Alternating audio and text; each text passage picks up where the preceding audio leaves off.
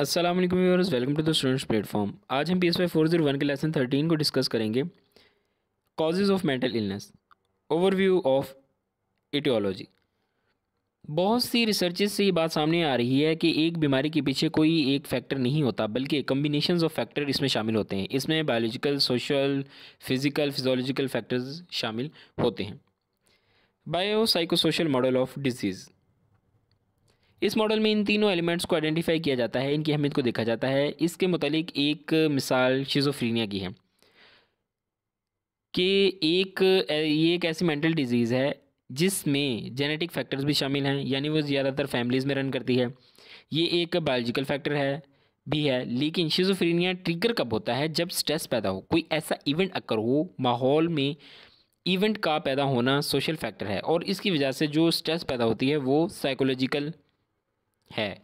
और स्ट्रेस की वजह से पहले से मौजूद शिज़ोफ्रेनिया जो है उसमें ट्रिगरिंग होती है और इसके एपिसोड्स अकर होते हैं। आगे है understanding correlation, causation and consequences.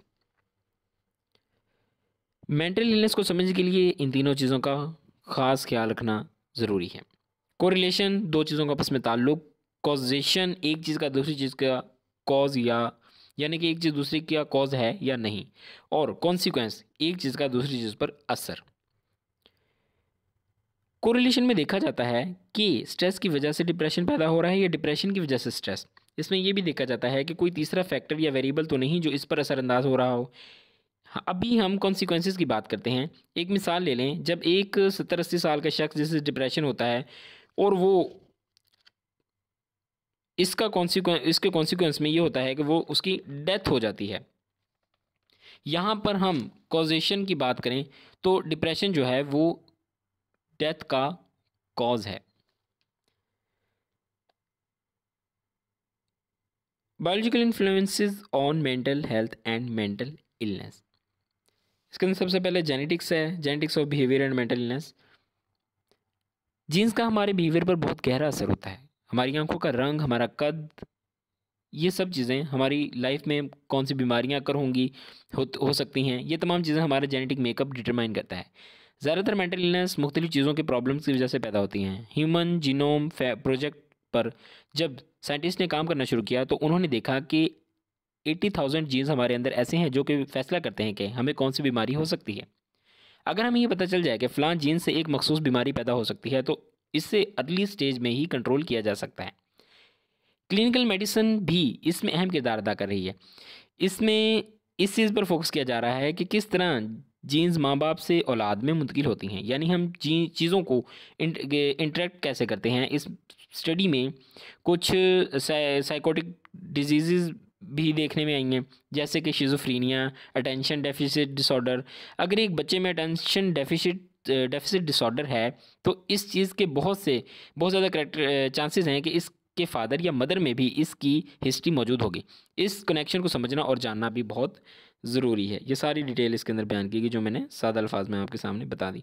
Infectious influences, infections जो हैं also influence mental illness. General paresis एक कंडीशन है जो कि सेक्सुअल कॉन्टैक्ट की वजह से पैदा होती है। इसमें पहले सेक्सुअल ऑर्गन डैमेज होते हैं, फिर ये चीज़ माइंड पर असरअंदाज होना शुरू हो जाती है। ट्रेपोमीना एक ऐसा इन्फेक्शियस एजेंट है जो कह रहा है कि न्यूरोसिफिलिस से कॉज होता है। HIV वाले लोगों का मेंटल बैलेंस भी आहिस्ता आहिस्ता इफेक्ट होना शुरू हो जाता है। आगे पेंडाज, ये एक ऐसी कंडीशन है जो कि एक स्ट्रेप्टोकोकल के इन्फेक्शन की वजह से पैदा होती है। एक स्ट्रेप्टोकोकल है जिसके इन्फेक्शन की वजह से पैदा होती है, जो कि एक मेडिकल कंडीशन है, लेकिन इसका असर एक साइकोलॉजिकल डिसऑर्डर की शक्ल में सामने आता है। इस बीमारी का शिकार शख्स, इसके सिम्टम्स जो हैं, इसके ऐसे सिम्टम्स होंगे कि आपको पहली दफ़ा देखने पर OCD की बीमारी लगेगी, यानी कि ऑब्सेसिव कंपल्सिव डिसऑर्डर। OCD का शख्स चीज़ों को बार बार दोहराता है। Psychological influences on mental health and mental illness, हमारी लाइफ की स्ट्रेसफुल इवेंट हैं हमारी लाइफ पर गहरा असर डालते हैं। जब माहौल की वजह से स्ट्रेस जो ऐड हो जाते हैं और एक हद से बढ़ जाते हैं तो ये मेंटल इलनेस का बायस बनते हैं। इसको समझने के लिए हम 3 थ्योरीज को डिस्कस करेंगे। पहली है साइकोडायनेमिक थ्योरी। किसकी बेस पर हम ये थ्योरी पढ़े हैं?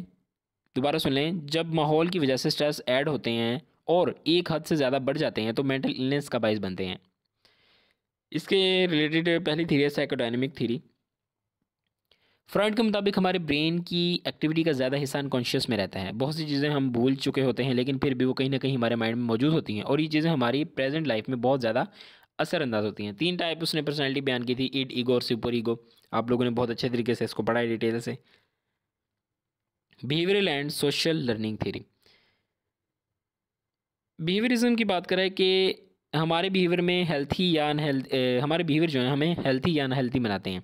इंसान का बिहेवियर बहुत अहम है, इसके ज़ाहिर बिहेवियर से पता चलता है कि वो ठीक है या नहीं।